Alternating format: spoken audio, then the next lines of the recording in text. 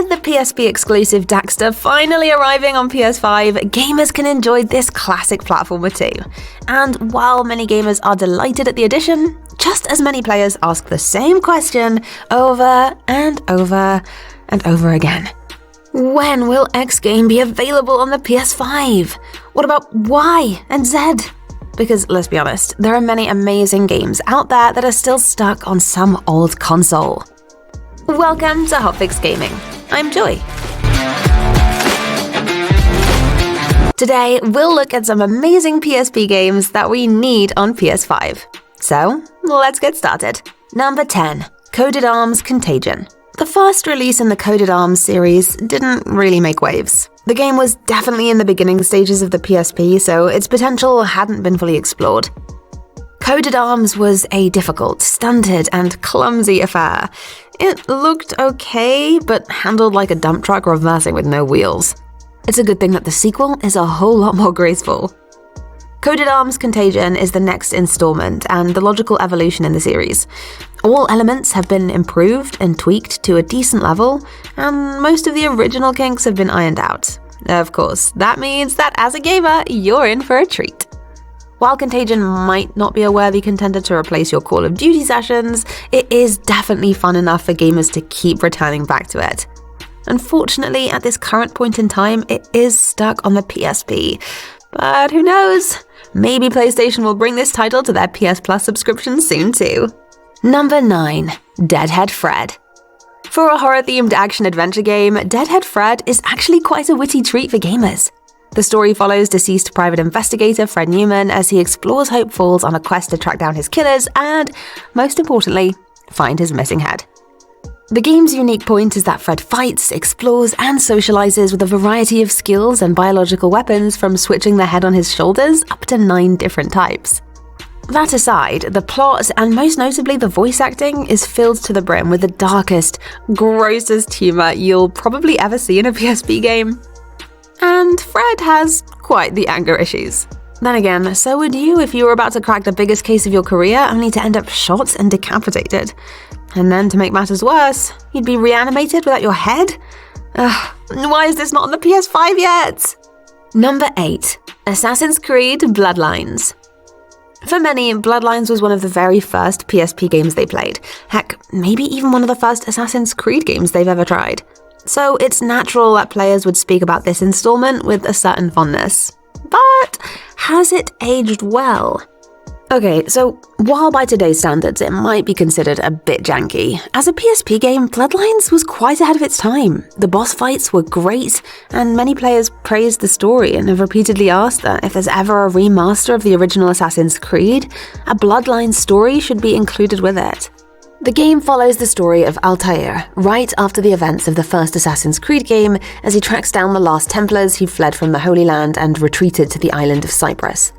While Ezio might be the most well-known Assassin's Creed character, Altair is a very important one too.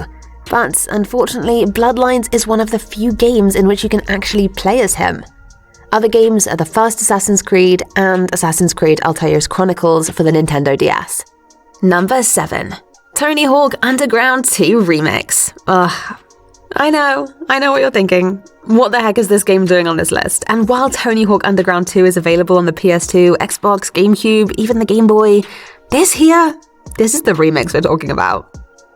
The remix is not a completely different game from the PSP, but it does differ from the original title in a few aspects. It was released in March 2005. It has 4 new levels: Santa Cruz, Atlanta, Kyoto, and Las Vegas, 7 exclusive skaters, and new cutscenes. Yes, the speech might be limited on this version, but in the end, this is the game we'd like to see on the PS5.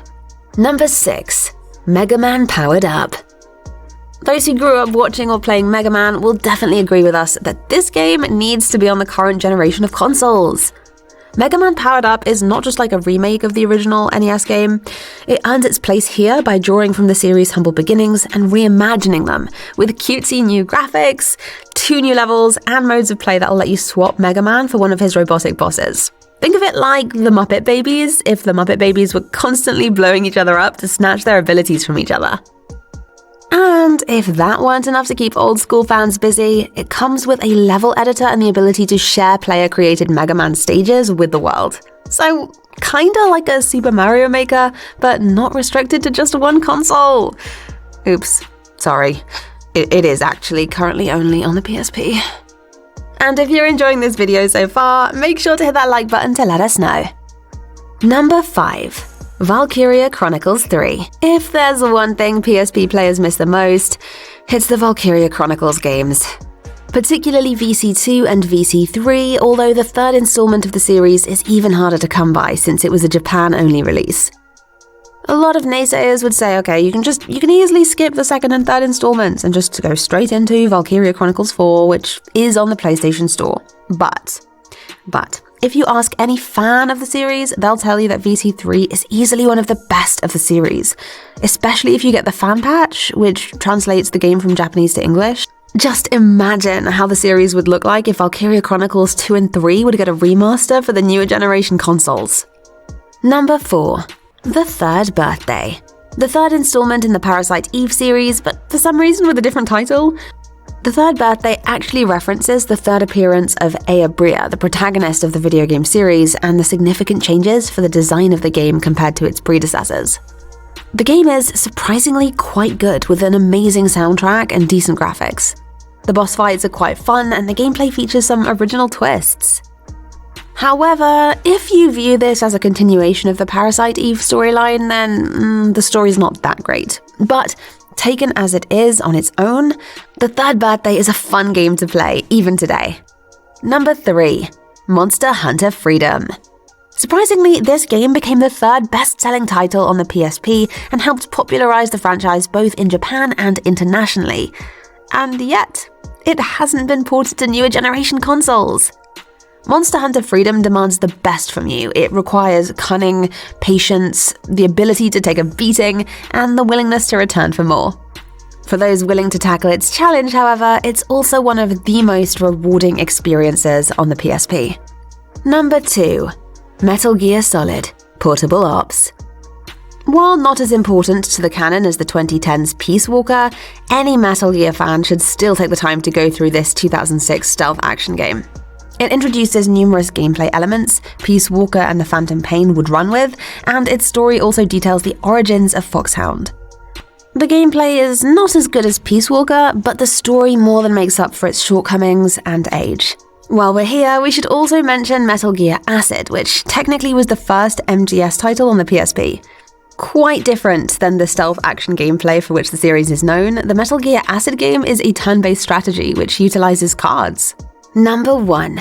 Castlevania Dracula X Chronicles. For years, Dracula X Rondo of Blood was considered a lost holy grail in the Castlevania series, trapped as a rare Japan-only exclusive for the TurboGrafx 16 CD. However, after years of hype regarding how good it was remade and repackaged in a deluxe bundle under the Castlevania The Dracula X Chronicles title. The fact that it is now, once again, relatively difficult to find and play only adds to the game's mysterious history. Rest assured though, if you do get your hands on a copy, you're about to experience one of the best PSP games ever made. What other PSP exclusive titles would you like to see on the PS5? Let us know your favorite games in the comment section below. And if you enjoy gaming content and want more, be sure to check out our 2 videos linked on screen.